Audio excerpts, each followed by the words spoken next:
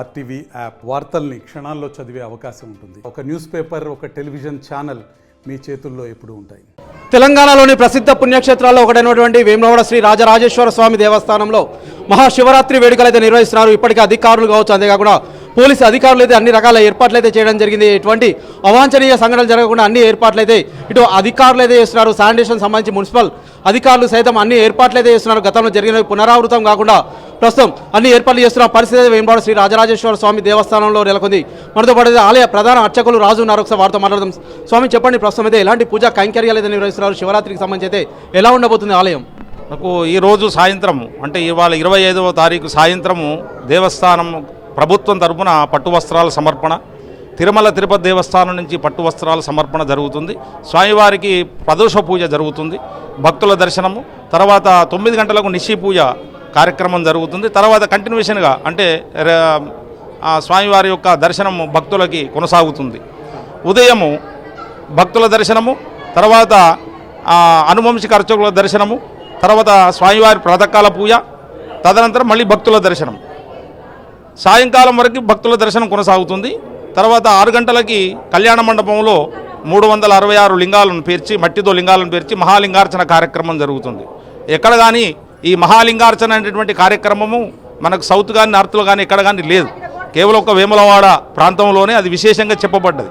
అంటే మహాలింగార్చన కార్యక్రమానికి ఈ దేవాలయానికి చాలా అనుసంధానం ఉంది. అంటే ఒక్కొక్క లింగము, ఒక్కొక్క దేవత ఎక్కడ ఉన్నారు, ఆ దేవతను ఎట్లా పూజించాలి అనేటువంటిది ఈరోజు మనము రేపు అంటే శివరాత్రి నాడు మన సాయంకాలం ఉంటే వీక్షించవచ్చు మనం. తదనంతరం రాత్రి లింగోద్భవ సమయం లోపల మనం 11 మంది అర్చకులతోని మహాన్యాసపూర్వక ఏకాదశి రుద్రం అంటారు. అంటే 11 రుద్రాలు ఒక అర్చకుడు చెప్పాలి. అంటే 11 × 11 121 రుద్రాలు. ఈ రుద్రాలతో స్వామివారికి అభిషేకం చేసి ఈ కార్యక్రమాన్ని ముగిస్తాం. భక్తులకి ఎటువంటి అవాంఛనీయ సంఘటనలు జరగకుండా అందరూ కూడా ఉద్యోగస్తులు, పోలీస్ సిబ్బంది, అధికారులు, రాజకీయ నాయకులు అందరూ కూడా వారి వారి యొక్క సేవను వినియోగం చేస్తున్నారు స్వామివారికి. ఈశాన సర్వ విద్యానాం ఈశ్వర సర్వభూతానాం సృష్టి స్థితి లయకారకుడైనటువంటి యొక్క ఈ రాజరాజేశ్వర స్వామి, ఆయన పేరు రాజరాజేశ్వరుడు. అంటే రాజరాజేశ్వరుడు అంటే అందరూ కుబేరుడి దగ్గర అప్పు తీసుకుంటారు, కానీ కుబేరుడికి అప్పించినటువంటి వాడు రాజరాజేశ్వరుడు. కనుక ఆ యొక్క స్వామివారిని శివరాత్రి యందు లింగోద్భవము అంటే లింగము ఉద్భవించింది అంటే సృష్టి ఆరంభమైన రోజున ఎవరైతే దర్శించుకుంటారో, ఈ దేవాలయాలకు వచ్చి దర్శనం చేసుకునేటువంటి యొక్క శక్తి లేక బలహీనంగా ఉన్నటువంటి వ్యక్తులు ఎవరైతే ఉంటారో వారి వారి ఆలయాలలో, వారి గ్రామాలలో ఉన్నటువంటి శిథిలావస్థలో ఉన్న దేవాలయాలలో స్నానం చేసి చిన్న దీపారాధన చేసినా వారికి శివరాత్రి యొక్క ఫలితం దొరుకుతుంది. వేములవాడకి రావాలి, ఇక్కడనే కూర్చుండాలి, లొలి పెట్టుకోవాలని కాదు. అంటే ఏ దేవాలయాలైనా భారతదేశంలో ఉన్నటువంటి ఏ శివాలయాలలో కూడా ప్రదోషకాలములో దీపారాధన చేసి దర్శించుకుంటారో వారికి శివరాత్రి యొక్క ఫలితాన్ని పొందుతారు. ఓకే, ప్రస్తుతం అయితే హరిహర క్షేత్రంగా అయితే వెలుగొందుతుంది. ఇటు అనంత పద్మనాభ స్వామి కావచ్చు, అంతేకాకుండా రాజరాజేశ్వరుడు సైతం అయితే ఇక్కడైతే కొలువు తీరడం జరిగింది. ప్రస్తుతం అయితే ఇంకా ఎలాంటి అనంత పద్మనాభ స్వామికి సైతం ఎలాంటి పూజా కైంకర్యాలు అయితే నిర్వహిస్తారండి ఇక్కడ ఈ క్షేత్రానికి విశేషంగా చెప్పవలసింది ఏంటంటే విష్ణుమూర్తి క్షేత్రపాలకుడుగా ఉన్నారు. అంటే ఈ వేములవాడ రాజరాజేశ్వర స్వామి క్షేత్రానికి క్షేత్రపాలకుడు నారాయణమూర్తి. కనుక మీరు చూసినట్టుంటే, ఆలయాన్ని పరిశీలన చేసినట్టుంటే రాజగోపురానికి ఎదురుగానే ఆ స్వామివారి యొక్క క్షేత్రం కనబడుతుంది. కనుక గోపురము, శిఖరము, ద్వారము, అర్చకము, బలిపీఠం, ఈ శ్లోకాన్ని అర్థం చేసుకోగలిగి ఈ ఆలయాన్ని పరిశీలన చేసినట్టుంటే శివాలయం అంటే కైలాసంలో పార్వతీ పరమేశ్వరులు ఏ విధంగా అయితే సంచారం చేస్తున్నారో ఆ విధంగానే ఈ ఆలయ నిర్మాణం కూడా నిర్మించబడింది ఆ కాలంలో.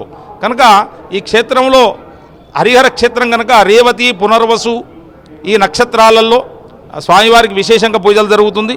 అట్లే అదేవిధంగా స్వామివారికి ఆర్ద్ర, మాస శివరాత్రి, శని ప్రదోషము, పక్ష ప్రదోషము, సోమవారము ఈ రోజులలో రాజరాజేశ్వర స్వామికి విశేషంగా జరుగుతుంది. ఇక్కడ మాకు హరిహర భేదం అనేటువంటిది లేదు.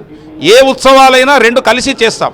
పల్లకి సేవలు కానీ, పెద్ద సేవలు కానీ, భక్తోత్సవం కానీ, రామకళ్యాణం కానీ అన్నీ చేస్తాం.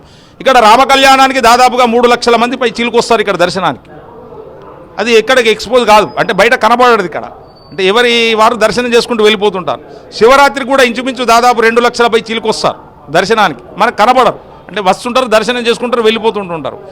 భగవంతుడు భక్తుల్లో రమించినంతసేపు వారిని కాపాడుతూనే ఉంటాడు భగవంతుడు. కనుక ప్రతి భక్తుడు కూడా ఈరోజు జాగరణ చేసి అంటే నిద్ర లేకుండా ఉండి స్వామివారిని ధ్యానం చేస్తూ ఉంటే వారికి మోక్ష సాధన కలుగుతుంది. ఓకే, అంటే ఏక బిల్వం శివార్పణం అంటారు కదా, అంటే ఎటువంటి అవసరం లేదు, ఒక బిల్వ పత్రం ఒకటి చాలు అని అయితే స్వామి అయితే పూజించడానికి అయితే అంటారు కదా. ఇక్కడికి వచ్చేవారంటే ఎటువంటి పూజా సామాగ్రి తీసుకురావాల్సి అయితే ఉంటుందండి?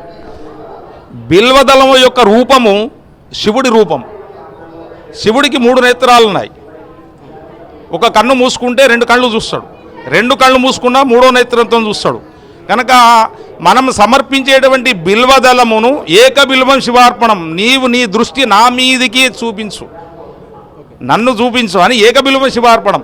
ఒక్క కన్నుతో నన్ను చూడు అంటే ఏక దృష్టితో చూడు. సోహం భావేన పూజ చేయదు.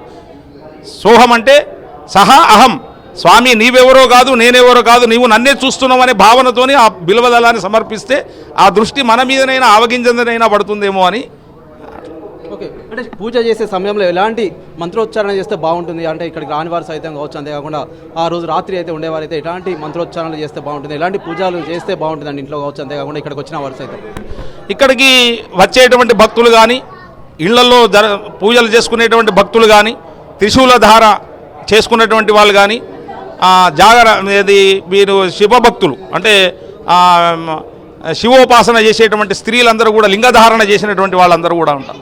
వాళ్ళందరూ కూడా శివోహం, శివ అహం అనే భావనను శబ్దాన్ని కనుక మనసులో ఉచ్చారణ చేసినట్టుంటే ఆ ఫలితాన్ని జరుగుతుంది. ఓకే, ప్రస్తుతం అయితే మనతో పాటితే ఆలయ ప్రధాన అర్చకులు రాజు అయితే మాట్లాడడం జరిగింది. శివోహం అనే ఒక్క మాట అంటే చాలు సకల పాపాలు తొలగిపోతాయని అయితే వారైతే వెల్లడిస్తున్నారు. మహాశివరాత్రి వేడుకలను ఉద్దేశించి అయితే ఇక్కడికైతే దాదాపు చాలా దూర ప్రాంతాల నుంచి తెలంగాణతో పాటు మహారాష్ట్ర, ఛత్తీస్గఢ్, ఆంధ్రప్రదేశ్ లాంటి ఇతర రాష్ట్రాల నుంచి సైతం పెద్ద ఎత్తున భక్తులు అయితే ఇక్కడికి రావడం జరుగుతుంది. కోరిన కోరికలు తీర్చే కొంగు బంగారం మా వేములవాడ రాజరాజేశ్వర స్వామిని అయితే కొలవడం జరుగుతుంది. ప్రస్తుతం ఇక్కడికైతే పెద్ద ఎత్తున భక్తులు అయితే వస్తున్నారు, అధికారులు కావచ్చు, అంతేకాకుండా అన్ని ఏర్పాట్లు చేస్తున్న పరిస్థితి అయితే మనమైతే వేములవాడ శ్రీ రాజరాజేశ్వర స్వామి క్షేత్రంలో చూడొచ్చు.